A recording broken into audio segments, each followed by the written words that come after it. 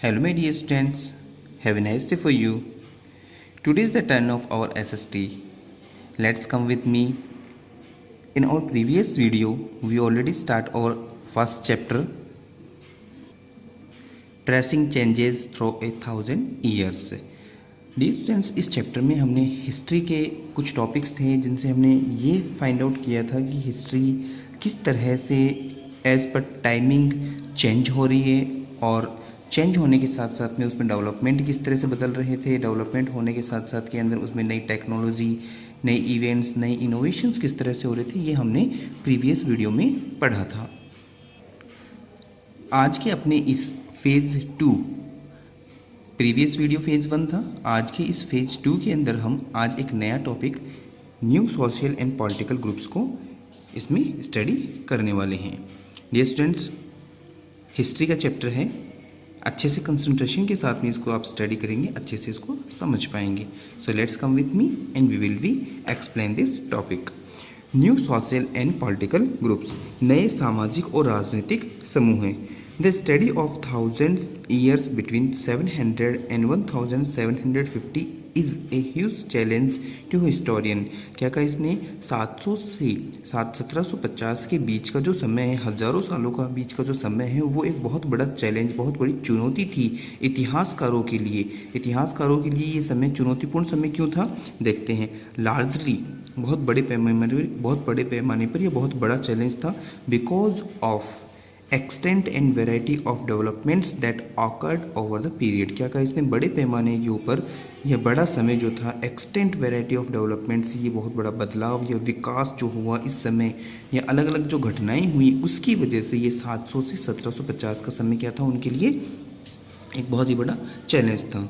At different moments in this period, और अलग अलग घटनाएं इस समय घटित हुई, जैसे न्यू टेक्नोलॉजीज एमर्ज्ड, नई नई तकनीकी उभर कर के आई, टेक्नोलॉजी सामने आई, जैसे लाइक फर्सियन व्हील जो फ्रांसिस जो पहिया था, व्हील जो था, इन इरिगेशन उसको काम में लिया जाने लग गया। अब किस में काम में लिया जाने लग गया, सिंचाई के अंदर उसको काम में लिया जाने लग गया।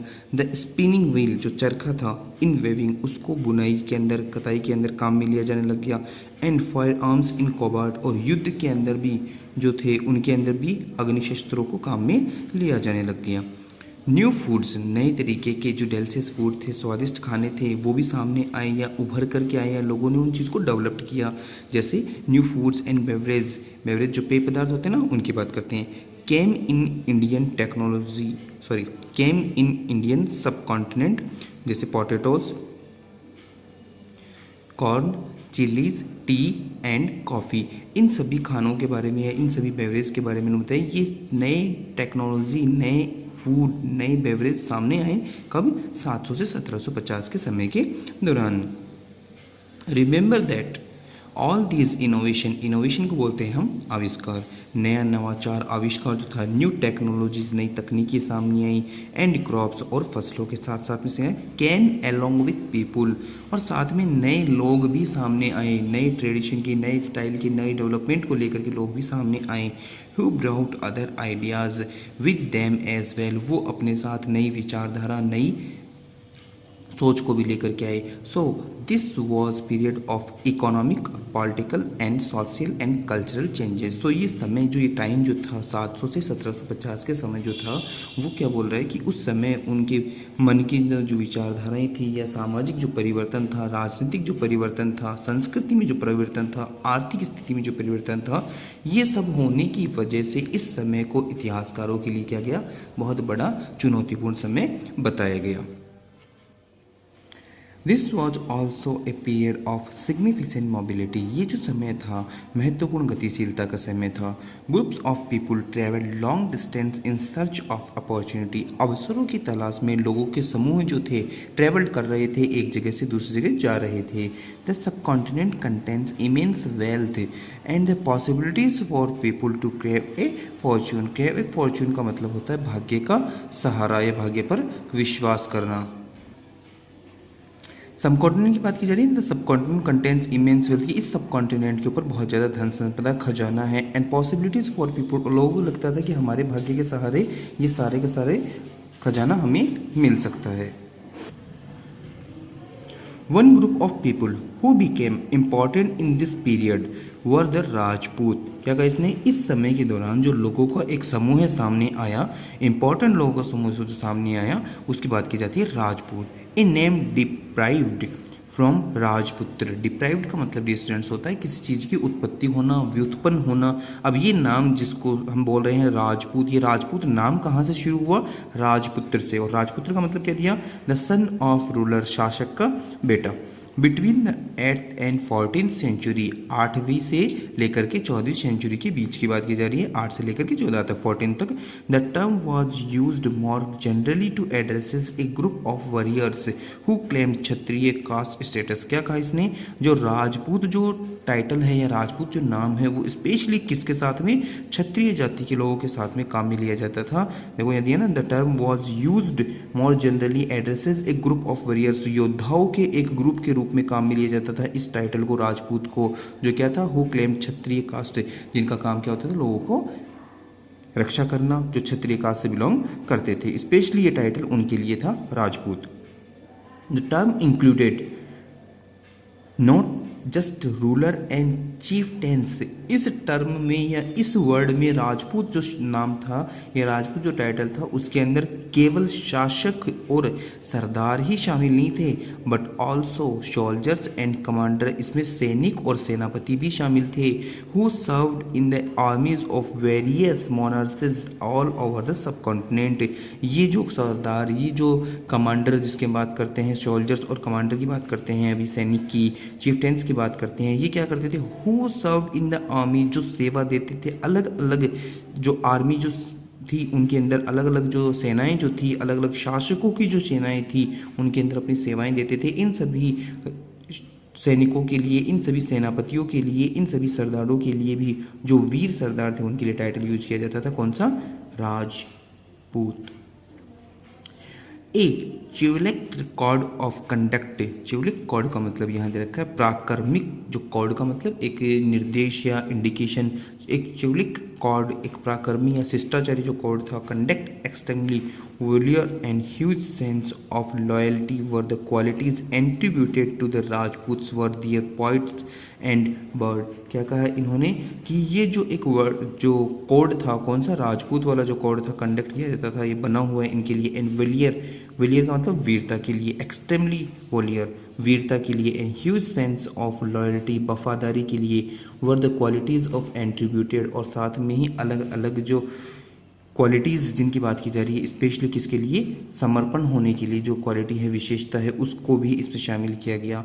इन सभी चीज़ों को यहाँ के जो कवि थे, जो चारण थे, इन्होंने इसको एक्सप्लेन किया अपनी कविताओं में।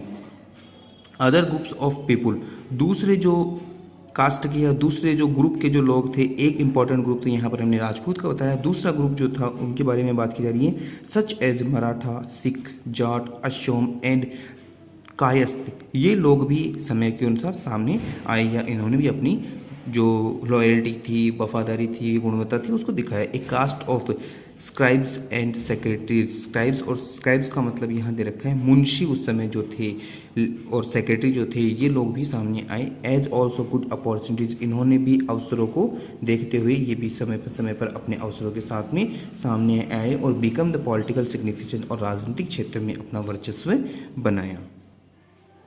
Throughout this period, there was a gradual clearing of forest and the expansion of agriculture, a change faster and more complete in some areas than in others। क्या कहा इसने, throughout this period, इस समय के दौरान, there was a gradual clearing of forest, वनों की continuously क्रमिक सफाई की जाने लग गई, वनों को काटा जाने लग गया।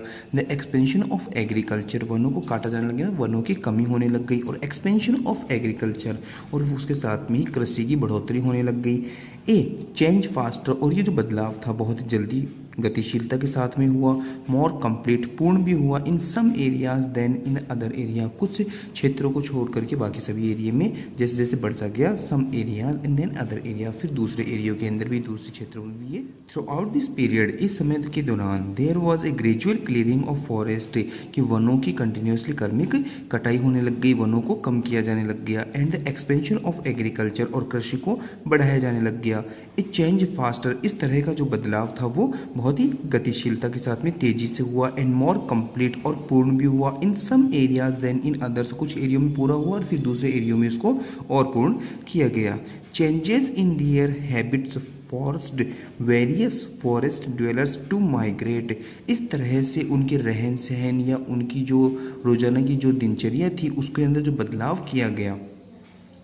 Changes in their habit forced, उनको फोर्सली किया गया, उनको एक तरह से मान सकते हैं दबाव बनाया गया उनके ऊपर, किस चीज़ का, वेरियस फॉरेस्ट ड्वेलर्स की, बहुत सारे वनवासी जो थे वो क्या हो गए इसके अंदर, टू माइग्रेट, अपनी जगह से या अपने निवास स्थान को छोड़ करके चले गए, वनवासी अपने निवास स्थान को छोड़ के चले गए। अदर स्टार्टेड टिलिंग, और उनकी जगह जब वनवासी वहाँ से चले गए तो उनकी जगह दूसरे लोग आ गए, the land and Beckham peasant, और वो वहाँ के किसान बन गए।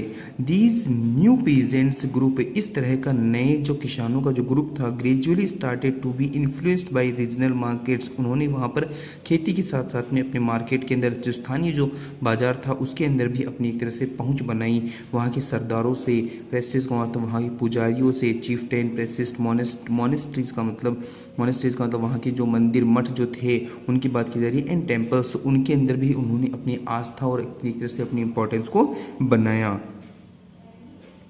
They became a part of large complex society and were required to pay taxes, और अब ये उस समाज के हिस्से बन गए थे या उस कॉम्प्लेक्स सोसाइटी की, एक जटिल सोसाइटी जो थी उसके एक तरह से मान सकते हैं हिस्सेदार बन गए थे, उसकी एक यूनिट बन गए थे। रिक्वायर्ड टू पे टैक्सेस, और वहाँ पर अब ये टैक्स भी देने लग गए थे, कर भी देने लग गए थे, एंड ऑफर गुड्स, सामान की अदला बदली होने लग गई थी, सर्विसेज, सेवाओं की अदला बदली होने लग गई थी। लॉकर लॉर्ड्स, वहाँ के जो स्थानीय जो प्रभु मान सकते हैं, स्थानीय जो एक तरह से मान सकते हैं ऊंचे ओहदे वाले लोग, उनके साथ में इनका अच्छा तालमेल होने लग गया था।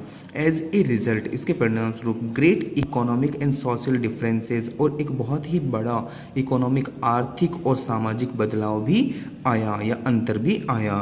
कैसे सामने आया, अमंग्स द पीजेंट, की जिन किसानों के पास में अच्छी ज़मीन थी, अच्छी पैदावार थी, वो अच्छे अमीर और अच्छे ओहदे वाले, अच्छे रिहायशी वाले हो गए, और जिनके पास में अच्छी ज़मीन नहीं थी या जिनकी पैदावार अच्छी नहीं थी या जिनकी फसलें अच्छी नहीं होती थी वो कमज़ोर वर्ग के हो गए। Some processed more productive land and other also maintain cattle, कुछ लोगों के पास में अच्छी ज़मीन थी, अच्छा प्रोडक्शन उनके पास में था, खेती बाड़ी उनकी अच्छी होती थी, और कुछ लोग जो थे मेंटेन कैटल्स, कुछ लोग मवेशियों से काम या मवेशियों को अच्छे से संभालते थे। And some combined artisanals work with the agriculture activity during the lean season, और कुछ लोग जो हैं कंबाइंड आर्टिशियल वर्क का मतलब हुआ खेती बाड़ी के साथ साथ में दूसरे वर्क को, दूसरे कामों के ऊपर भी अपना फोकस करते थे। Along the during the lean season के अंदर कमजोर जो ऋतु समझ सकते हैं, बरसात नहीं होने की वजह से या फसलों के जो अगेंस्ट जो सीजन है उसके अंदर वो अपना खेती बाड़ी के साथ साथ में दूसरे जो सोर्स हैं इनकम के उनको ऊपर भी फोकस रखते थे। As society became increasingly differentiate, और इसी तरह से समाज के अंदर ये जो डिफरेंस था, अंतर था, धीरे धीरे बढ़ता गया।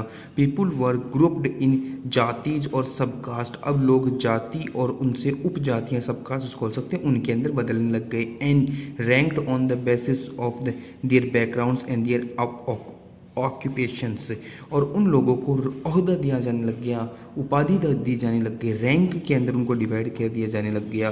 किस बेस के ऊपर, उनका बेस क्या होगा, बैकग्राउंड, उनका बैकग्राउंड स्टेटस कैसा है, आई मीन दैट उनके पास में फाइनेंशियल कंडीशन कैसी है, और उनके पास में ऑक्यूपेशन किस तरह का काम है, इसके अकॉर्डिंग उनको अच्छी रेपुटेशन, अच्छी रैंक पर रखा जाने लग गया। Ranks were not fixed permanently, और रैंक किसी के लिए परमानेंटली फिक्स्ड नहीं थी। And they varied according to power, influence and resources control by the members of जातीज, और क्या कहा, ये रैंक बदलती रहती थी, बदलती मतलब जिनके पास में जितनी अच्छी पावर्स, जितनी अच्छी इन्फ्लुएंस पहुंच होती थी, रिसोर्सेज जिनके पास में होते थे, उनके द्वारा वो दूसरे लोगों को कंट्रोल करते थे, अपनी ही जाति के मेंबर्स को वो कंट्रोल करते थे या फिर एक तरह से मेंटेन करके चलते थे। The status of the same जाति used to vary from area to area, एक ही जाति के जो लोग थे, the status of the same जाति, एक ही जाति के लोग वेरी का मतलब भिन्न, अलग अलग, फ्रॉम एरिया टू एरिया, अलग अलग एरियो में अलग अलग तरीके से थे। जातिज form their own rule regulation to manage the conduct of their members, अपनी ही जाति के लोगों को या अपने ही समूह के लोगों को मैनेज करने के लिए जाति ने अपने अपने रूल रेगुलेशन बनाने शुरू किए। दीज रूल रेगुलेशंस या these regulations were enforce by an assembly of elders, जो उस जाति के जो बड़े जो लोग थे, एल्डर्स जो थे, असेंबली करके वो उस रूल्स रेगुलेशन को डिस्क्राइब करते थे और उनको डिस्क्राइब करने के साथ साथ में अपने ही लोगों के ऊपर उनको फॉलो करने के लिए बोलते थे। Describe in this some area as a jati panchayat, जिसको जाति पंचायत के नाम से भी कुछ एरियो में जाना गया। बट दीज जाति were also required follow the rule of their village, और इन जाति के लोगों को या इन जाति के समूह के लोगों को गांव के जो रूल रेगुलेशन थे, उनके रूल रेगुलेशन, गांव के रूल रेगुलेशन को भी मानना पड़ता था। Several village were govern by a chieftain, और कुछ गांव ऐसे भी थे जिनके रूल रेगुलेशन उनके सरदारों के द्वारा भी बनाए जाते थे, या उनको सरदारों के द्वारा भी उस गांव को मैनेज किया जाता था, उसको चलाया जाता था। Together they were just one small unit of state, और इस तरह से ये गांव या इस तरह से जाति वाले जो ग्रुप थे वो एक स्मॉल यूनिट थे, एक छोटी सी इकाई थे एक राज्य की। डियर स्टूडेंट्स, आज के इस वीडियो में हमने इस टॉपिक को क्लियर किया, जिसमें किस तरह से नए सामाजिक और राजनीतिक जो समूह जो थे वो उभर करके हमारे सामने आए, किस तरह से हमने इस चीज़ को समझा, नई नई इनोवेशंस, नई नई टेक्नोलॉजीज़ जो थी हिस्ट्री डेवलपमेंट के साथ साथ में सामने आई। राजपूत के बारे में हमने पढ़ा, फिर मराठा, सिख, इनके बारे में हमने अच्छे से स्टडी की, और किस तरह से फॉरेस्ट ड्वेलर्स जो वनवासी जो थे उनका माइग्रेट होने के बाद में वहाँ पर पीजेंट जो किसान लोग सामने आए। In the next video we will be study about regions and empire. Have a nice day for you. Thank you so much.